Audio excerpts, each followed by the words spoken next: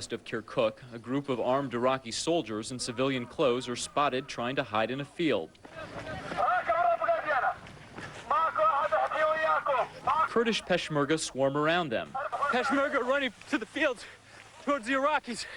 They're holding up their weapons. They give up their weapons and surrender without a shot. They beg their captors not to shoot them. But then something unusual happens. What would he do with them, though? The Peshmerga commander embraces one and gives him a peck on the cheek and says this. So now we set all of them free and everyone can go back to his home. He says with Saddam Hussein gone, they're all Iraqis now, but not everyone shares his enthusiasm. As we probed the road south toward Tikrit, we literally drove into an Iraqi army checkpoint. They were as shocked to see us as we were to see them. The one on the right wears the red beret and uniform of a paratrooper. They stopped us from shooting and told us to turn around. We left unharmed, but later they fired on Peshmerga fighters that got too close. The sun is setting now, and the city of Kirkuk is free. But just 2 kilometers away from our position, Iraqi soldiers are still dug in and ready to fight. But while those Iraqi soldiers at the checkpoint may be prepared to make one final stand, these Iraqi soldiers who had been captured hiding in the field now catch a ride back to their home in northern Iraq, leaving the war and the regime they once fought for behind them. Kevin Seitz, CNN, on the southern outskirts. Kurdish militia drove into Mosul in northern Iraq less than 24 hours after they took the oil town of Kirkuk. Local people turned out to greet them, fellow Kurds who for decades have been under the jackboot of the Saddam regime. As in Baghdad, it began with attacks on symbols of the old order, to be followed by disorder on a massive scale. Looting has rapidly become the primary economic activity in this area. Government buildings were the main target. They stole furniture, ripped doors off their hinges, pulled down chandeliers and even chipped tiles off the walls. They took everything, including the kitchen sink. There was automatic gunfire, but aimed at an Iraqi bank, it was set on fire. Amid truly chaotic scenes, they ripped up worthless Iraqi currency with Saddam's face on it. There were reports that the Kurdish militia would move in to restore order. But the trouble is that in nearby Kirkuk, where the militia do appear to be in charge, they're being told to pull out. The Turkish government suspects that the Kurds may be trying to set up an embryo state of their own, so overstretched American forces are due to replace them. In Baghdad, the US Marines are both fighting pockets of resistance and trying to keep order. We're doing well. I mean, we've got the perimeter secure. Just with the suicide attacks, it's kind of nerving. You got to be real careful on who you process through. Make sure you're identifying any bad guys if there's any out there. But there is widespread lawlessness, with looters reportedly turning their guns on each other. A few minutes ago, the defense minister gave a more optimistic view of what's happening in Basra in the south. There is no widespread starvation or drought. What we are concentrating on is achieving the environment that will allow the right support at the right place. A number of ships have already delivered humanitarian supplies, with another 10 ships full of aid on their way. But the scenes in Mosul in the north of some people celebrating while others are destroying their own city must be causing concern in London and Washington. John Draper, ITV News. The presence of a US tank outside should have given us a clue, because the Americans are protecting this hospital. Where there are no troops, we found this. The Olympia Hospital in downtown Baghdad, stripped bare by looters. They were still there when we arrived, shamelessly grabbing a few final items. 2 young boys even removing the light bulbs. An air conditioning unit was proving stubborn, but it would soon be gone. The Red Cross here are furious the Americans have not stepped in to prevent this. We consider that it is the duty of the occupying power to do so, and we hope that they will be in a position to actually protect activity and medical activity and access to medical facilities. If they are angry, many ordinary Iraqis are angry too. Sites like this are not going to win hearts and minds. James Mates, ITV News, Baghdad. Well, it's certainly not happening everywhere, but if you went for a drive around the city, you would come across isolated patches where the looting, the behavior is quite vicious. The problem, of course, is that the Iraqis denied freedom for so long. They now have too much of it. Human nature being what it is, some people are choosing to simply run riot. Now, in some places, the Americans are trying to do their best to disarm people. There are still a lot of guns out there. I've seen Americans at checkpoints confiscating weapons. The difficulty is that as the looters go around various buildings, they come across fresh arms caches, and there is still quite a big criminal element in Baghdad. You'll recall that to buy loyalty back in November, Saddam Hussein chose to empty all his prisons. There were a lot of innocent prisoners, but a lot of them weren't, and a lot of them are inflicting quite a bit of pain on the streets of Baghdad at the moment.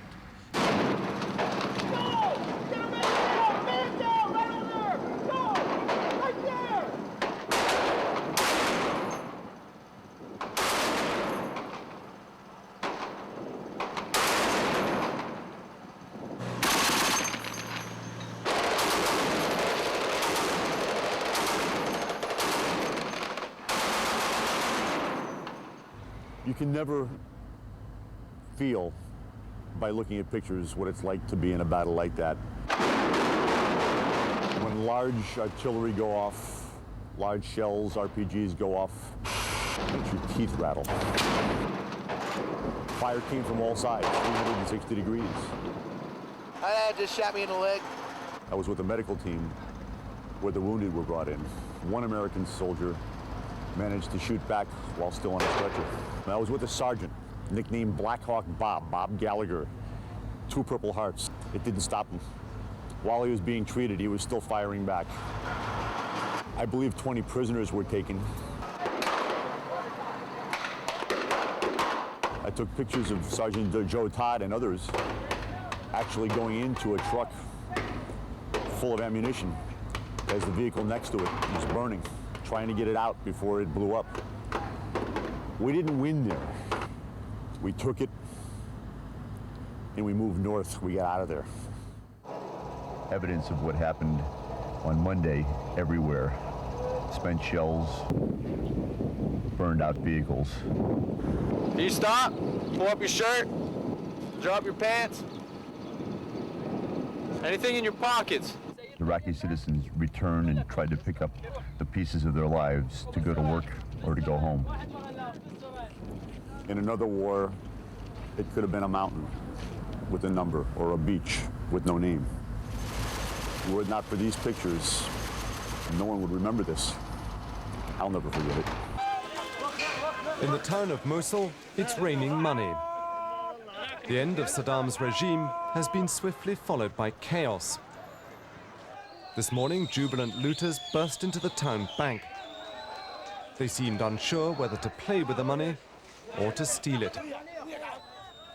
This is Iraq's 3rd city, and it's fallen without a fight. Saddam's troops just melted away. I say welcome to liberty, farewell to tyranny. But liberty in Iraq means anarchy on the streets. The central market has been torched. There was no sign of the Kurdish fighters or US special forces that took this city from Saddam. On the outskirts of Mosul, abandoned Iraqi munitions. Saddam's entire 5th Corps reportedly surrendered. His troops fled in such a hurry, they discarded uniforms, helmets and grenades. Now the children are playing with them. In the nearby town of Kirkuk, it was a similar story. Looting and burning and several deaths from celebratory gunfire. The local governor said the situation was spiraling out of control. In northern Iraq, there is clearly a power vacuum. We saw lots of damage and looting, said this retired government official. We don't really know who is responsible for this. Even the Kurds are saying they don't know who is behind it. We regret this situation. Kirkuk's oil fields give this city strategic importance. Many Kurds would like it to be the capital of a future independent state. But that idea is unacceptable to Turkey. Massed across the border, Turkey has a powerful army. Earlier, it threatened to invade Iraq if Kurdish guerrillas did not withdraw from Kirkuk. The Kurds say they will, but they were still in place this afternoon. An American general is going to meet all the representatives of Kirkuk, including Kurds, Arabs, Assyrians and Turks, to set up a government committee. In the end, it'll be down to America to help find a solution for northern Iraq. After all, it started this war. But with Saddam's troops still holding out in Tikrit, US forces have other priorities on their hands. Frank Gardner, BBC News. Hospital in Baghdad, where if you want to protect your patients, you carry a gun.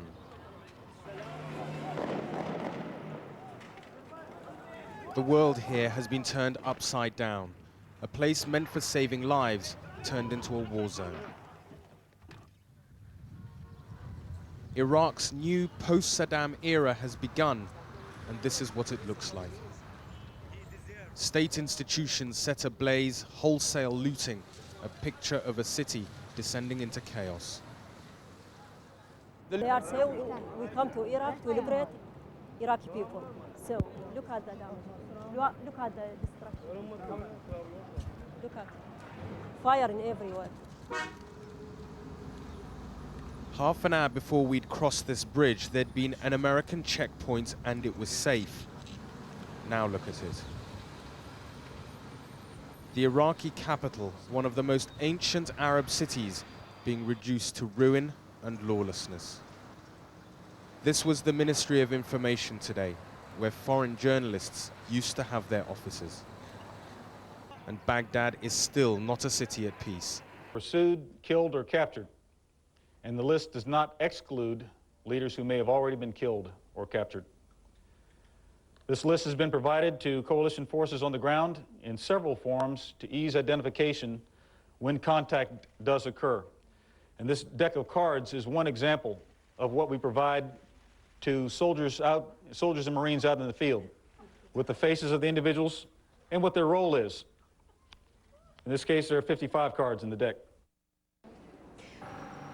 Hello, Relitza. A short while ago, I was talking with the U.S. Marine commander responsible for this particular section of Baghdad, and he predicted that within the next 24 hours, the Marines and the Iraqis will be able to get some sort of grip on the looting and restore some civilian authority to this particular part of town. The Marine commander pointed out that currently he simply does not have enough troops to station in front of every store that the looters want to break into. Now, having said that, there have been Iraqi shopkeepers who have stood out in front of their stores with guns, and I've heard of at least one confirmed report of a looter being shot by a shopkeeper. Again, there has been a meeting between U.S. Marine Corps officers, senior officers, and Iraqi officials today. That is to say, policemen, firefighters, sanitation workers, doctors.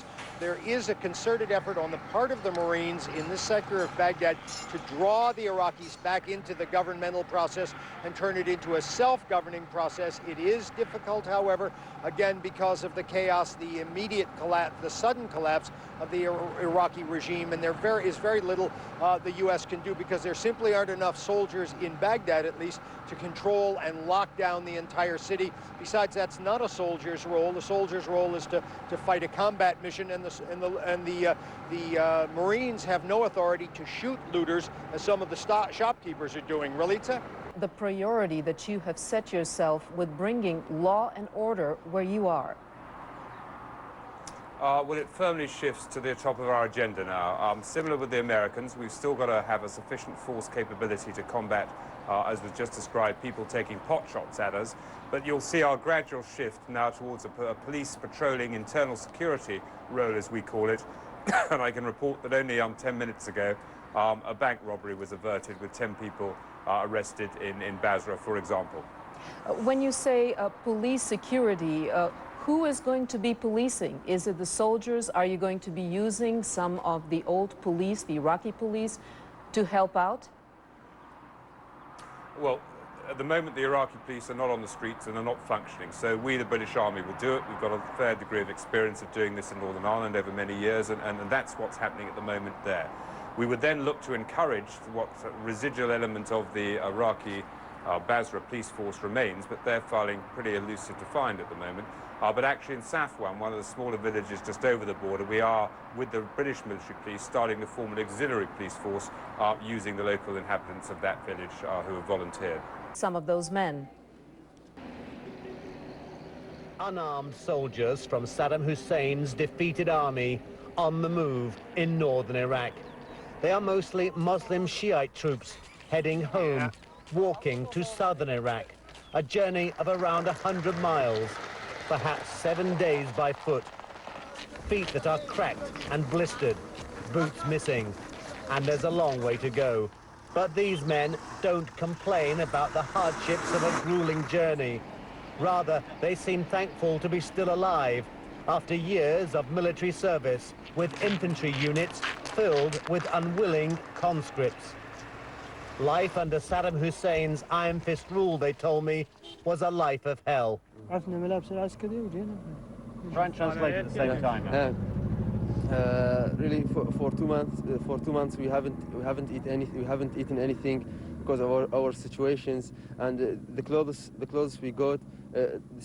These are our clothes. We have brought them with us when you attended our regiment in the mountains, and really we were in bad situations, so we decided to escape and surrender. And they explained they had been forced to fight at gunpoint.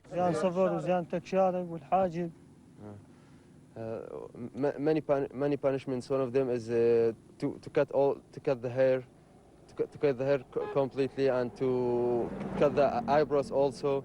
And if you not fight for Saddam Hussein, your punishment will be execution. They claimed their commanders abandoned them days ago, but not before seizing their identification papers, so they couldn't travel, forced to hold their frontline positions. Cannon fodder for an officer corps that ran away. This was an uncontrolled and unsupervised exodus from areas recently liberated by Iraqi Kurds. Their weapons and much of their military clothing was left with the Kurds, and they seemed to pose no obvious security threat here. No American military presence on this road, and little Kurdish interest in their former enemy, drifting south on a long walk to freedom. Brent Sadler, CNN, near Kifri, northern Iraq. Rose on the streets of Basra. The Irish Guards were the first foot soldiers to arrive in the city, and they're here to stay. They're now busy mounting security patrols, trying to win the trust of a community that's seen looting and violence in their neighborhoods since the Ba'ath Party regime fell. Down, down Saddam Hussein. Down, down Saddam Hussein. At this medical center, there's little left. A smell of smoke and charring is all around, and most rooms have been stripped almost bare. Well, this charred bottle is all the medicine that's left here, after the looters came in, took what they wanted, and set fire to the place. This is a facility for all, and what's happened saddens those who work here. It's not good. This is for all people, for Iraqi. This for Iraqi. This is mine, and this, and you. This 8-year-old girl has just fallen off a wall. There's no ambulance to get her to the general hospital, but when she arrives, there are staff and facilities to care for her. Doctors have bravely stayed on to deter the looters, and they've got a list of requests for the visiting desert rats. And we, some soldiers, just the people are still afraid and run away. We need a clean water and the national electricity. We have a generator here, but they cannot work continuously, but they work intermittently. So we need the national electricity to return back. The patrols will continue.